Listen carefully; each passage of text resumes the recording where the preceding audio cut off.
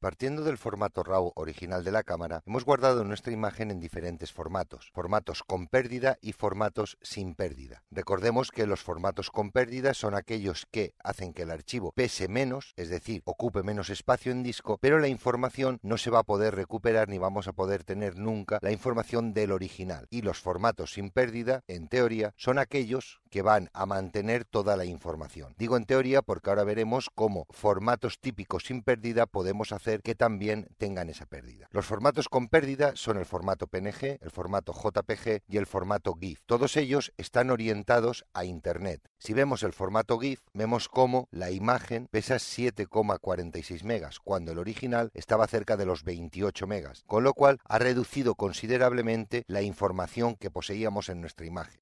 La principal variante es que ha indexado el color, es decir, tan solo tiene 256 niveles de color. Normalmente este formato se suele utilizar para imagen con colores simples y no es para nada el más adecuado para comprimir fotografías. Por otro lado tenemos el JPG, que el JPG va a variar dependiendo del algoritmo de compresión que tengamos. Como vemos, aquí hemos utilizado el algoritmo de a baja resolución, con lo cual nos lo está comprimiendo y nos lo deja en 1,2 megas. A media compresión nos lo deja en 2,7,6, a alta compresión 3,54 y a máxima compresión a 4,81. Este sería el mejor formato de fichero comprimido que existe cuando se trata de imágenes con transiciones suaves de tono, como es el caso de las imágenes o las fotografías que estamos trabajando, aunque no sería el mejor formato para continuar la edición de nuestra imagen, ni para enviar a imprenta o para imprimir directamente nuestra imagen.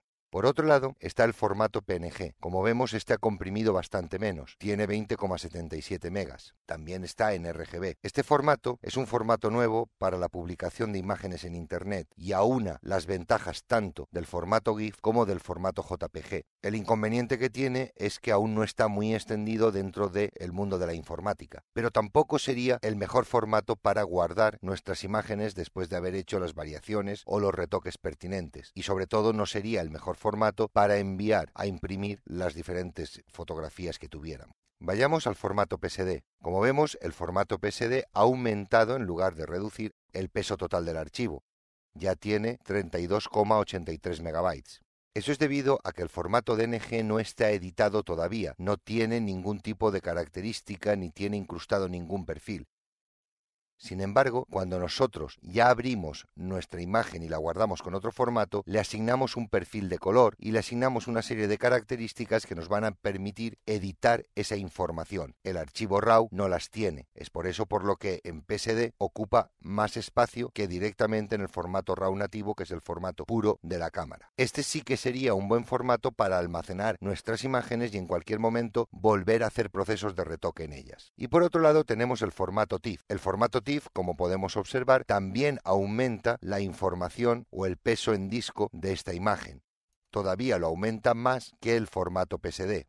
El formato TIFF está guardando toda la información y carece de pérdida, en teoría. Ahora veremos cómo sí que se puede perder información con el formato TIFF. Este formato es el estándar que tendríamos que tener para almacenar toda la información de los negativos que poseamos. Este es el formato universal para almacenar nuestras fotografías. Tenemos que recordar que también el formato TIFF tiene la capacidad de guardar capas que realicemos en Photoshop. Lo que va a hacer es generar internamente dos documentos para guardar esa capacidad de edición de las capas. Normalmente sería el mejor formato para guardar ya acoplada toda nuestra imagen después del proceso de retoque. Pero lo que ocurre es que dentro del formato TIFF nosotros vamos a poder comprimir los TIFF. Los vamos a poder comprimir con tres sistemas.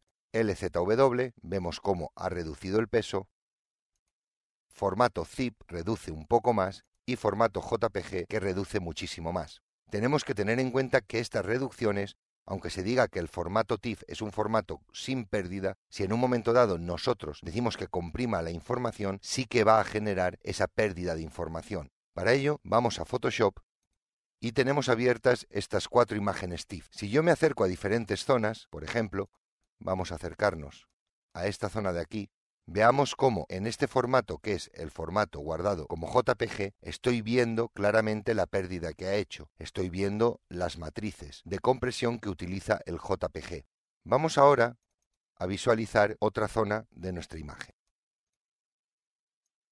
Vayamos a ver esta zona del agua. Si yo me aproximo a ella, vamos a ver cómo todos los sistemas, en mayor o en menor medida, están perdiendo o están variando la información del original.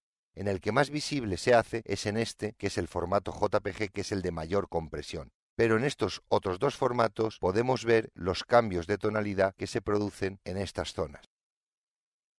De todos modos, estas variaciones que se producen, dependiendo del uso final que vayamos a hacer para nuestras imágenes, pueden ser soportables por el propio archivo. Es decir, podríamos comprimir para reducir un poco la cantidad de información de espacio en disco, porque la pérdida no sería relevante en el proceso final en el que vayamos a utilizar nuestras imágenes. Sin embargo, el sistema de compresión JPG va a variar demasiado la información y no sería útil para determinados procesos de trabajo. Volvamos a Bridge. Y recordemos que nosotros podemos guardar o almacenar siempre nuestras imágenes en formatos con pérdida y sin pérdida. Aquellos formatos con pérdida que utilicemos utilizarán menos espacio de disco para almacenar nuestras imágenes, pero perderemos calidad con ellos, y aquellos formatos sin pérdida requerirán más espacio en disco duro, pero tendremos toda la información de la imagen con la que estemos trabajando.